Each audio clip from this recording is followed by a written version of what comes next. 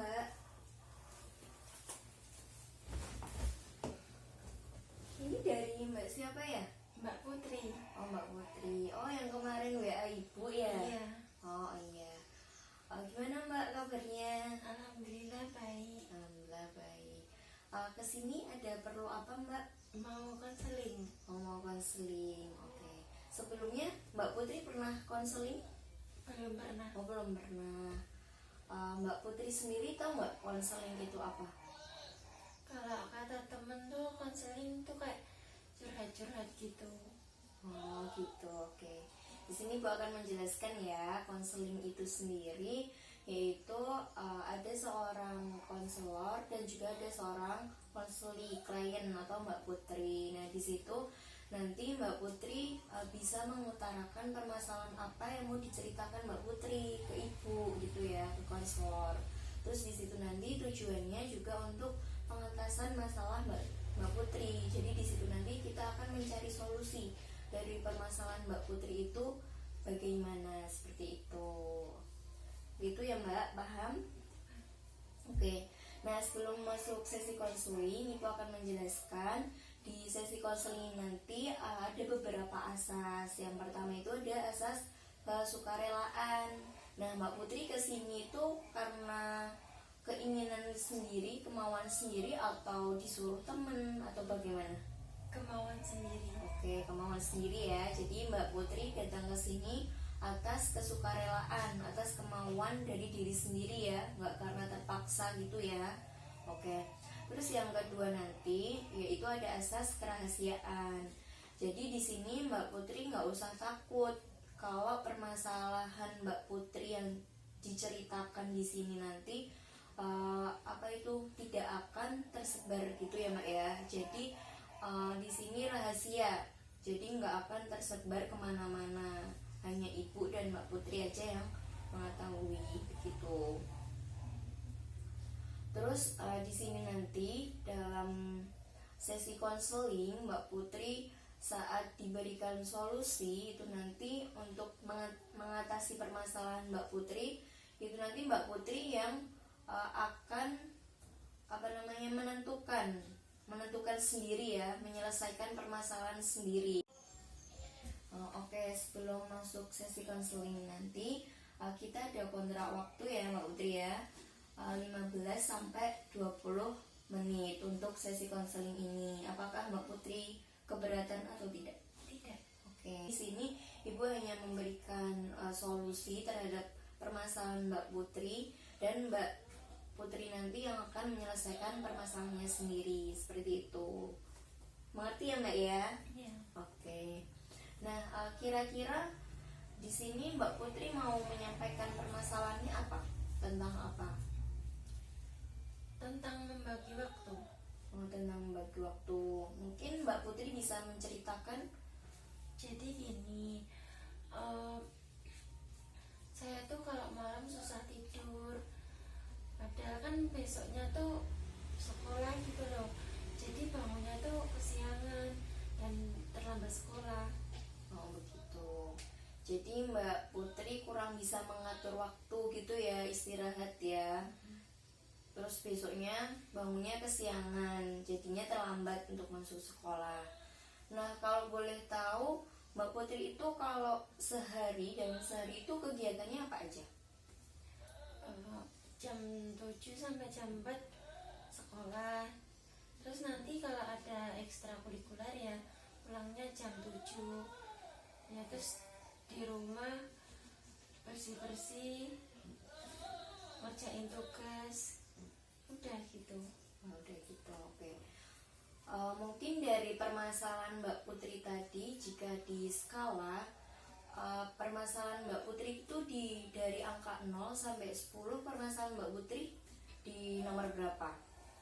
Nomor 8. Nomor 8. Wah, lumayan ya, lumayan berat ya permasalahannya, mengganggu gitu ya Mbak ya jadinya ya. Oke. Kalau boleh tahu, kalau sehabis Mbak Putri belajar kayak gitu, kalau malam ngapain? Apa sih yang menjadi permasalahan Mbak Putri itu tidurnya kok malam gitu, apa? Karena nggak bisa tidur, insomnia, atau di situ main HP, jadinya tidur. Aku mau tanya, kira-kira dari permasalahan Mbak Putri itu tadi, karena sering tidur kemalaman, nah itu tadi apa sih penyebab dari Mbak Putri itu tidurnya larut malam? Mungkin karena malamnya masih belajar sama main HP gitu. Oh gitu, karena malamnya harus belajar dulu ya, ngerjain pekerjaan rumah, PR dari sekolah, terus juga scroll di handphone gitu ya. Oke. Tapi Mbak Putri pernah nggak kayak mencari solusi gimana nih caranya biar aku tuh bisa tidurnya lebih cepet gitu? Pernah nggak? Pernah, tapi ya nggak berhasil. Oh, belum berhasil ya. Makanya Mbak Putri kesini ingin mencari solusi dari permasalahan Mbak Putri. Oke. Dari permasalahan Mbak Putri itu tadi, mungkin dari situ Mbak Putri bisa tuh kayak menulis kayak schedule tiap hari gitu ya Mbak ya. Semuanya besok itu hari Senin, berarti hari Minggu malam itu Mbak Putri menulis gitu ya, dari mulai bangun tidur sampai mau tidur lagi itu kegiatan apa aja sih yang Mbak Putri lakukan gitu. Mungkin Mbak Putri bisa menulis itu dulu, seperti itu. Mungkin Mbak Putri bisa nulis kayak gitu ya. Mungkin Mbak Putri sanggup? Sanggup. Oke. Jadi dari dari permasalahan Mbak Putri itu nanti akan kelihatan gitu kalau udah ditulis itu tadi, kayak bangun tidur jam segini, terus berangkat sekolah, pulang sekolah, sampai malamnya nanti kegiatan apa aja yang Mbak Putri lakukan di setiap harinya itu Mbak Putri tulis gitu. Jadi nanti Mbak Putri tahu, oh aku tuh kegiatan yang harus produktif tuh jam segini sampai jam segini, terus aku jam segini sampai jam segini itu aku harus istirahat karena besoknya harus sekolah, jadi sekolahnya biar nggak terlambat, seperti itu. Mbak Putri, Ibu mau tanya, jika Mbak Putri permasalahannya ini teratasi, apa sih yang ingin Mbak Putri capai dari solusi permasalahan ini? Iya. Dari solusi yang sudah Ibu sampaikan tadi, mungkin Mbak Putri bisa bisa menerapkannya kira-kira kapan loh? Mungkin besok.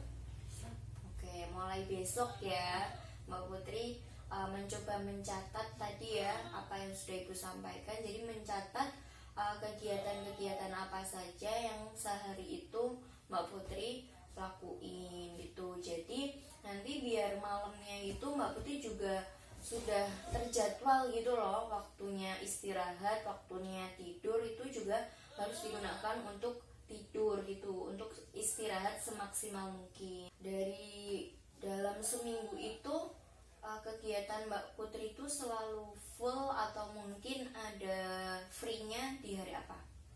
Hari Sabtu. Hari Sabtu, Minggu free atau tidak? Free.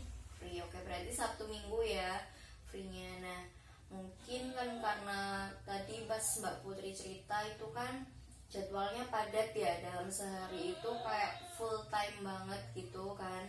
Nah, itu mungkin dari waktu yang Sabtu Minggu itu tadi, yang free itu tadi, mungkin Mbak Putri bisa gunakan untuk me time gitu ya, buat reward ke diri sendiri, self reward buat ke diri sendiri. Bahwasanya kan dalam satu minggu itu tadi kan Mbak Putri udah capek ya karena kegiatan yang sangat full time gitu.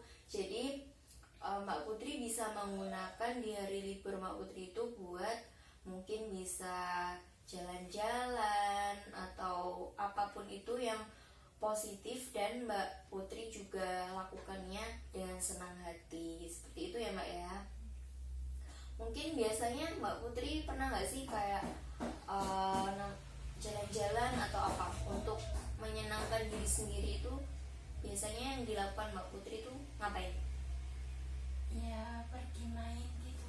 Oh gitu, pergi main gitu ya di hari libur kan juga enak gitu ya, biar pikirannya fresh juga gitu. Nah, mungkin sampai di sini Mbak Putri bisa bisa menemukan titik terang. Mungkin dari tadi yang sudah Ibu sampaikan solusi untuk Mbak Putri, Mbak Putri tadi sudah paham? Oke, sudah paham. Mungkin tadi bisa diulang Mbak, solusi apa yang Ibu sampaikan ke Mbak Putri? Ya mencoba untuk menulis kegiatan keseharian tuh biar bisa membagi waktu dengan baik. Oke, begitu. Benar ya, itu tadi yang Ibu sampaikan, yang udah Mbak Putri bilang tadi juga udah benar. Berarti Mbak Putri sudah paham ya tadi. Jadi di sini nanti dalam pengentasan masalah itu Mbak Putri sendiri yang menentukan ya, apakah solusi yang sudah disampaikan oleh konselor ini bisa nih diterapkan pada diri Mbak Putri kayak gitu. Jadi yang memutuskan itu nanti Mbak Putri sendiri gitu. Terus nanti juga jangan lupa buat konsekuensi gitu ya. Kalau memang Mbak Putri belum bisa menerapkan kegiatan itu, konsekuensi apa sih buat diri Mbak Putri gitu ya. Mungkin aku dalam sehari ini masih juga tidurnya belum tepat waktu dari jadwal. Nah, mungkin aku harus gimana ya? Jadi Mbak Putri harus punya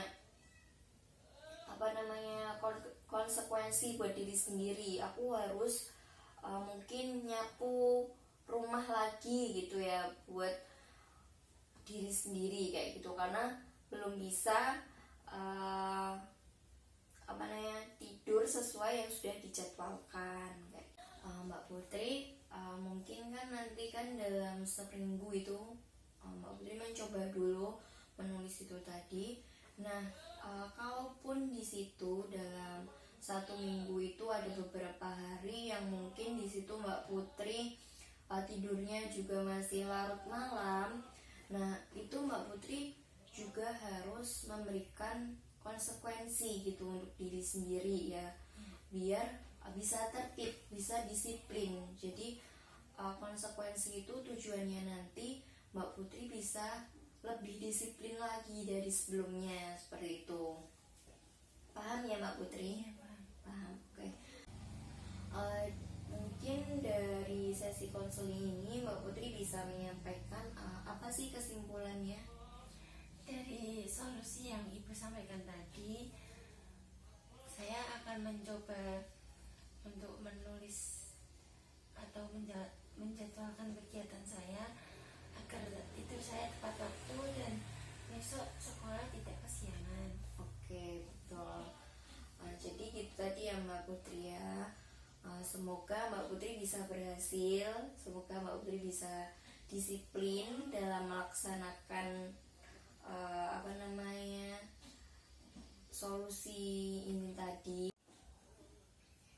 Oke, mungkin dari sesi konseling ini tadi ada yang ingin Mbak Putri sampaikan lagi atau tidak? Tidak. Oke.